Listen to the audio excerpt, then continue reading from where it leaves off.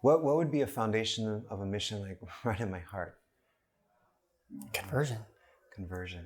Right. The invitation to just every day get up and be faithful to what the Lord's doing and where He's calling. Listening. Listening. Lord, what do you want from me? How do you want me to build the mission that you've created in my own heart, my own life, my own way of life, my own mission house right here where we live, right? In whatever family or whatever workplace or whatever university or whatever classroom, whatever, right here, my mission.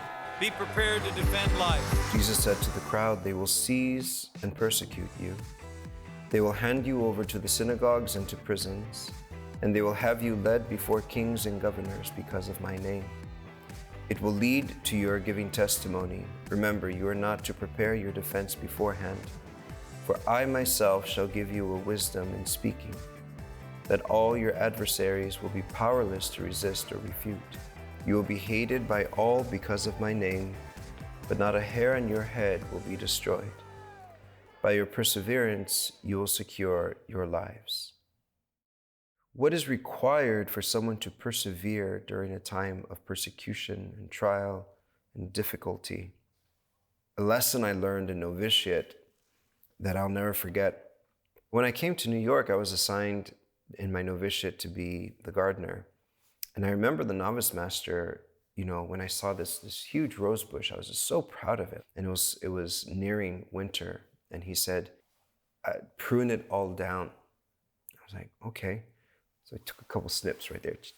And he came back and he said, "No, prune it almost all the way down." And horrified, I pruned the rose bush, leaving only about maybe 7 inches left. I was stunned. I thought, what's gonna happen? Then he came out and almost like Mr. Miyagi-esque said, "When you prune the rose bush down, its roots grow deeper so it can weather the winter." Perseverance, you will secure your lives. But in the middle of the gospel, the Lord says, "Remember, don't prepare your defense beforehand, for I myself shall give you wisdom in speaking, that all your adversaries will be powerless to resist or refute." I think what the Lord means is that, don't write out your speech beforehand, because the Holy Spirit will give you the words. But as far as preparation for your defense, brothers, that's every day. Every day we prepare. Every day in the prunings of our normal life, our roots deepen. And if we are going through a time of trial, time of persecution, a time of inner turmoil, a time of crisis, perhaps it's the Lord allowing these things to prune you down, because there will come a winter that is beyond your own strength, and your roots need to be deep.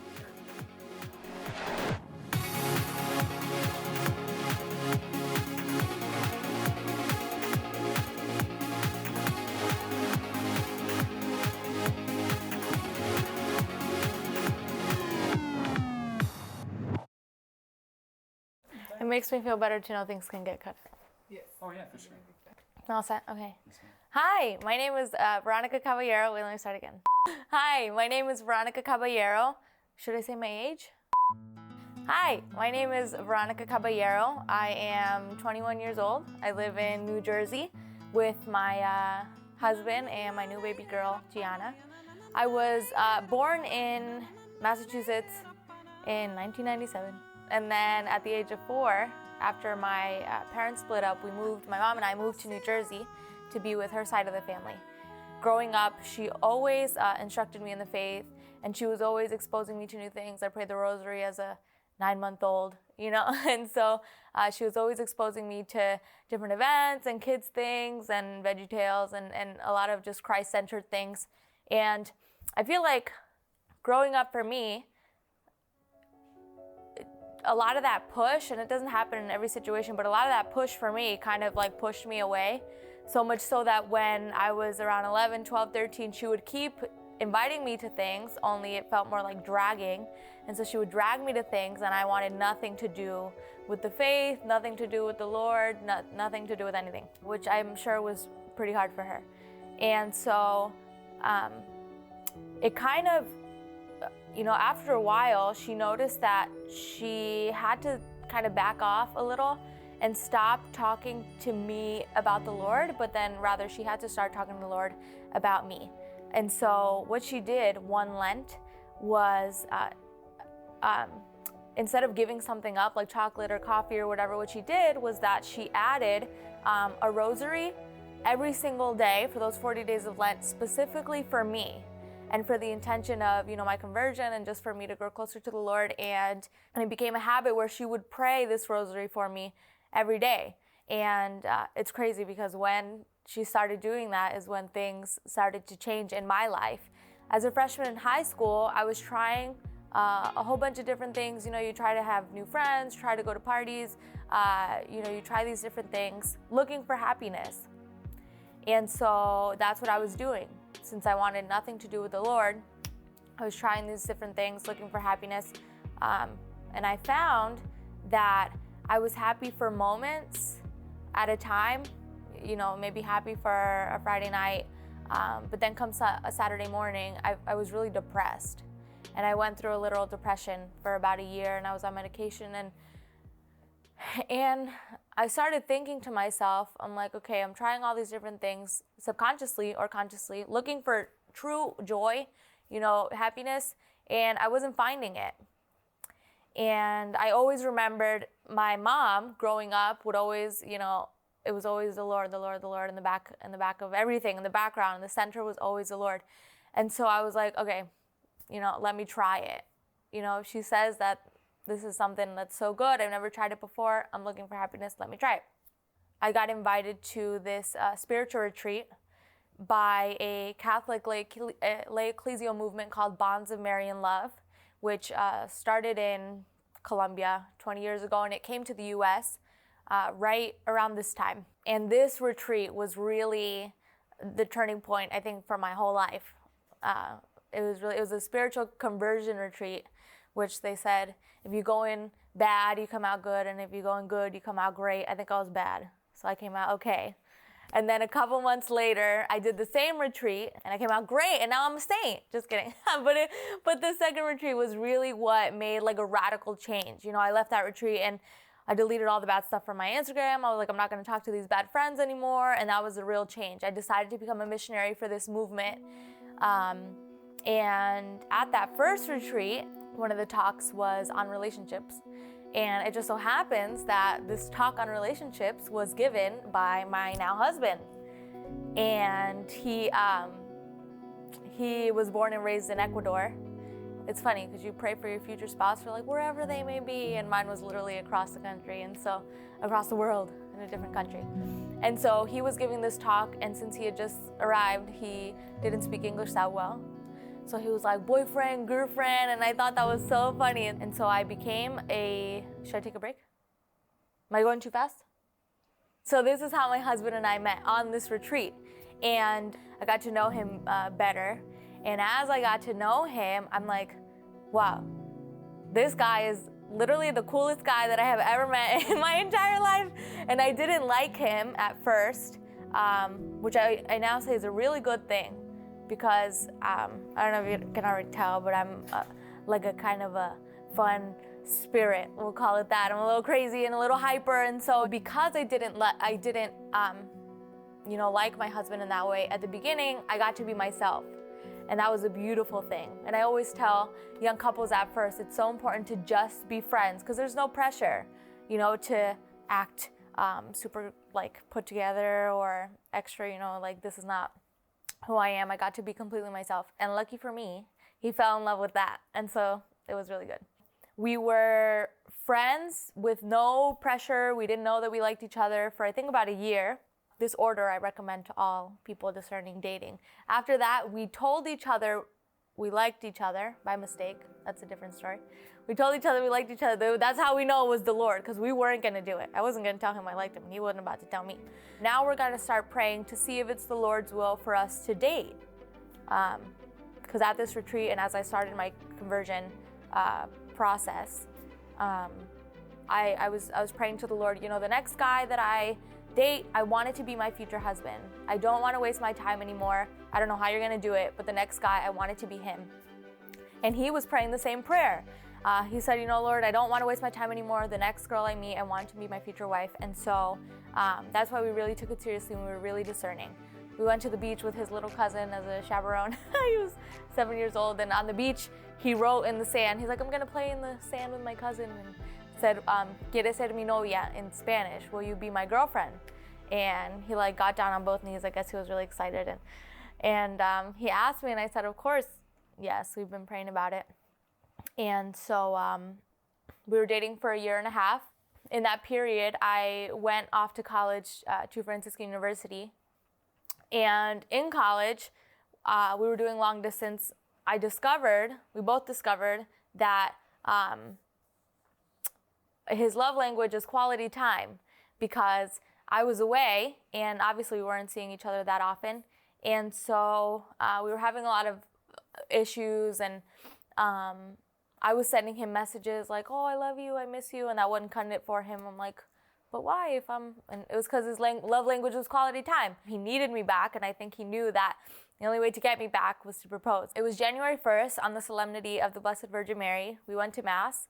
He proposed in that chapel, and it was beautiful because in that chapel also, before we dated, I prayed a novena to Saint Therese, and on the last day when I was asking the Lord for an answer, he showed up and surprised me with roses in that chapel. So I knew in that chapel that it was God's will for us to date. In that chapel, when we got engaged, he gave me roses for us to be married, and then we ended up getting married in that church. They say that the first year of marriage is the hardest, and I agree, it definitely is. But marriage definitely sanctifies you. You know, I say if my marriage isn't going to make me a saint, I don't know what will, because it's rough. But it is beautiful, and there's visible grace. There's visible grace in marriage for forgiveness and, just grace to get you through. Now we're married for 1.5 years. We have a beautiful baby girl, Gianna Rose, who just turned 5 months old. And she is the joy of our lives. She is such a joy. She's such an easygoing baby. She loves people. She loves to smile. So she's just a really great joy. During my pregnancy with Gianna, being a first-time mom, everything was just very vivid to me. All the kicks that I felt in my womb, every stage that I was going through, it made the issue of abortion very vivid to me. Throughout my life, from a very young age, I've always had a passion to fight for the unborn. When I was in the 5th grade, I remember, I think it was 2012 or something, Obama was running against Hillary for the first time. And I was in line for dismissal with my 5th grade classmates, and some of them were talking about who they would vote for if they could vote. And they're like, oh, I'd vote for Obama, I'd vote for Hillary. And I butted in, I'm like, I wouldn't vote for either of them. And they're like, why not? And I'm like, well, because they stand for abortion. And then they're like, what's abortion? And I'm like, I don't know, but I'm gonna tell you tomorrow. And I wasn't really sure because I was in the 5th grade. And so I went home and I asked my mom exactly what it was, and she explained to me what it was, more, at a 5th grade level, and I was in shock. And I confronted her, or she explained to me, she felt really, confronted, and I said, Mom, well, what are you doing about it? And she's like, well, there's a March for Life, people march, and I'm like, okay, but what are you doing about it? And she said that really stuck with her. Like, what is she personally doing about it? And so that year was the first year that she took me to the March for Life. That was my first March for Life. And from then on, that's what really sparked this passion for me to protect the unborn. And since then, I've been to every March for Life I can get to. Now that I can, I'm more active on social media and proactive, doing everything I can to protect the unborn.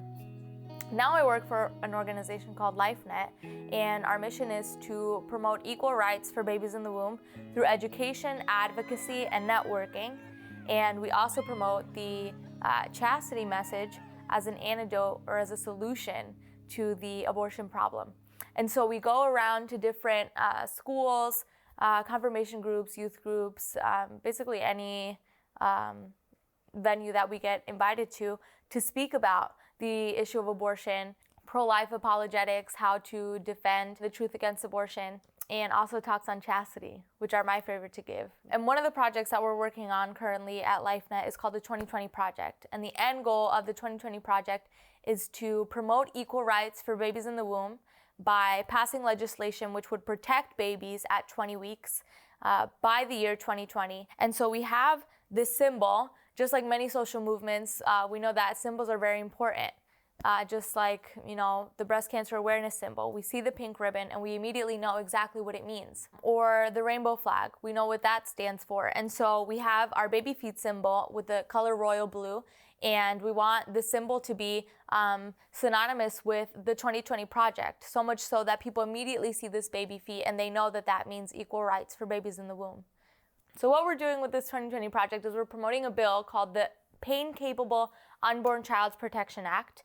And we're encouraging our legislators to pass this bill to ban abortion past 20 weeks by the year 2020. We know that babies at 20 weeks can survive outside of the womb with the proper neonatal care. And so why wouldn't we protect them? Which would just be the first step in protecting all babies in the womb at all stages of life. With working for this organization, but even with my whole life, if you give God a small yes, He'll do crazy things with your life, way more than we could have ever dreamed of. I wanted authentic love. I wanted a marriage that would last. And when I gave God this yes at this retreat, I said, I'm going to leave everything behind. I want to give my life to you. And that doesn't mean becoming a nun. That wasn't my vocation. But it doesn't mean praying 24/7, not talking to your family, not living a normal life. It means living out holiness, striving to become a saint in your everyday things. I was still going to school, still had social media, still had my friends, but just living out holiness, striving for sainthood in these things. The conversion process still continues. It's an ongoing conversion. People don't say, I'm converted already. It's ongoing. But today my struggles are different than they were when I was single, when I was dating, engaged. Today I'm just, striving for holiness, striving to be a virtuous wife, first and foremost, very difficult, and a virtuous mom. Prayer is definitely needed between my husband and I. It's difficult to keep up with your spiritual life in the midst of work. He has a really intense job too, and I'm all over the place. When I was pregnant with Gianna, we told each other, we have to promise each other, we're gonna put each other first, before our children. And that's how it should be, because when the parents put each other first, you can love your children better. You can give yourselves to the family better. Especially being a young wife and a young mom, it's difficult to, to just balance all this hectic finances and trying to save for our future and our spiritual life. But I thank my husband all the time, and I tell him all the time, I'm like, babe, I look at you and it's like I look at the cute guy that I was in love with when we were dating, like when you think about the guy and you're like, I can't wait to see you later, or you never want to leave him, and I'm like, wow, the guy that I was in love with when I was dating, we're now married, and I get to live with you all the time, and it's cool because I still like him. And so it's really beautiful. It's difficult, but as a family, we just try to keep joy at the center of everything. At the center of everything. I mean, the Lord at the center of everything.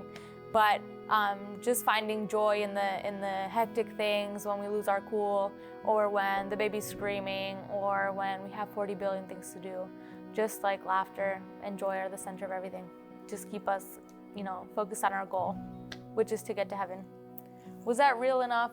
I don't want to make marriage sound horrible, but it's hard.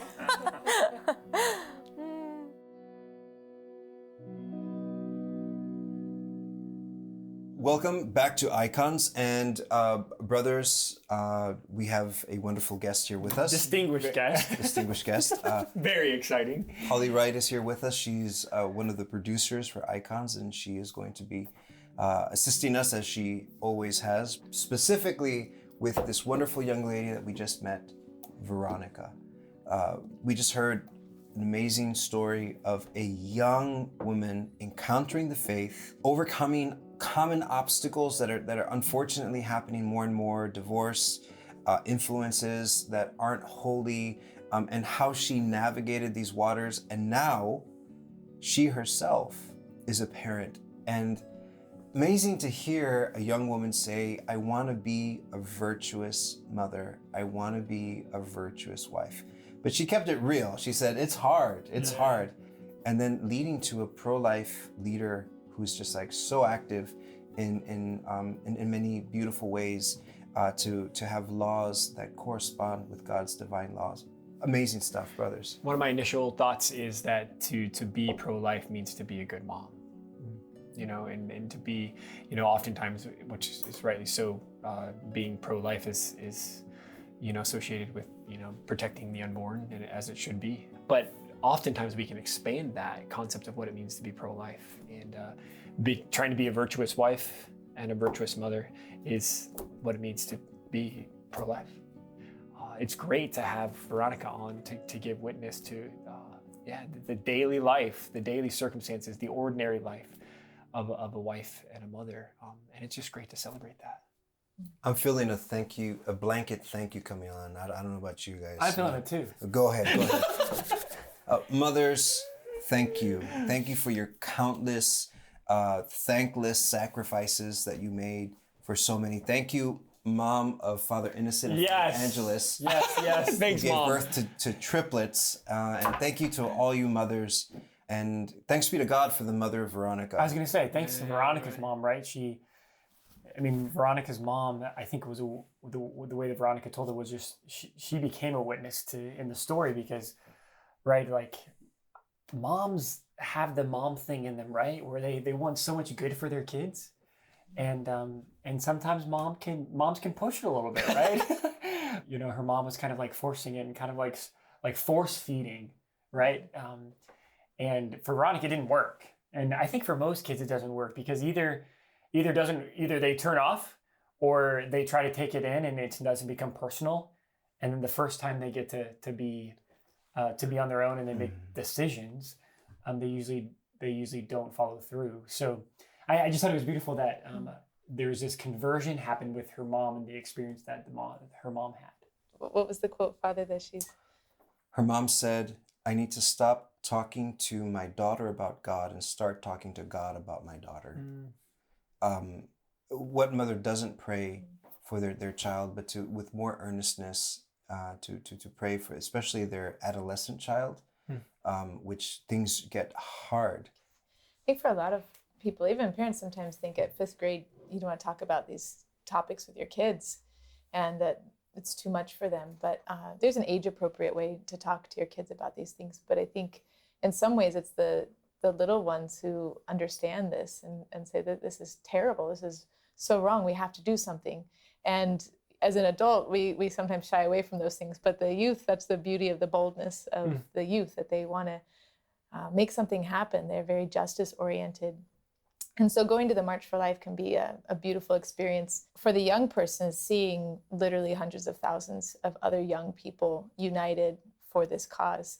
I think it gives a hope to them and say we can make a change, we can do something. And historically in civil rights movements, it's been young people that have led the way. Yeah, there's just an openness to kind of go for it, right? There's a boldness, but also there's this understanding that like you have to start small. If you can start at the local level with young people, you know, in these small different ways where they can get involved and they can, you know, whether it's like high school youth groups and then the youth group goes to pro-life march, and I know where we're from, they have local pro-life marches, but it's the small things that end up having a huge impact. And what her witness tells us is the more people that give this witness and that live life this way and that treat people this way and talk about their faith this way and talk about their vocation this way, their desire to be married, their desire to be parents, that is attractive. You can't argue with that. It's not possible. And so it's just like, that's why when you watch your interview and when you spend time with her personally, your heart's like, yeah, like we need like a lot of her around. You know? And I think, the flip side is true too. And I think but the reality is abortion hurts women. Abortion hurts men. It hurts the whole family. Just like her being pro-life is flowing from her motherhood and the joy of her family. On the opposite side, abortion's hurtful and we call it a right and all these things, but so many people are hurt by it and they're left in silence hurting. And I think we always need to talk about God's mercy and how his grace and mercy can forgive anything, and that there's hope and there's healing for people who have been hurt by abortion. Unfortunately, I had this tough experience a couple weeks ago where I was walking. I'm in the city, and I overheard these couples talking, and it was clear that this couple wasn't one of the couples they were newlyweds, and they were talking about kids. And the couple and the mom was like, yeah, we're probably not going to have kids because we just want to travel the world. We just want to do a lot of things. But I mean, that's what we're facing in the culture. Like people don't want to have kids. People don't want to live the fullness of their marriage in that way. One thing that struck me with something that she was doing when she was talking about her daughter, she's going to have so many years of joy with her children, with her husband. It's an incredibly bold statement to the world that just God is alive and we trust him. To be in a place where you feel and experience the love, joy, and peace that the Lord gives when people are faithful to what they've been called to do, that's healing.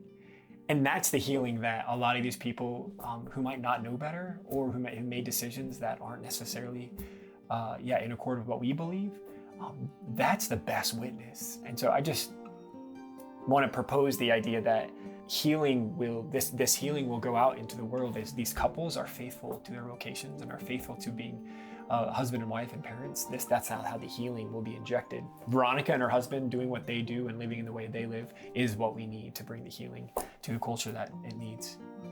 Right, and I think that authentic witness is what makes people listen to her when she talks about the pro-life movement, or gets people to sign postcards in a campaign and tell our legislators to change laws. If she wasn't living this authentic witness and it wasn't attractive, people wouldn't be listening and changing.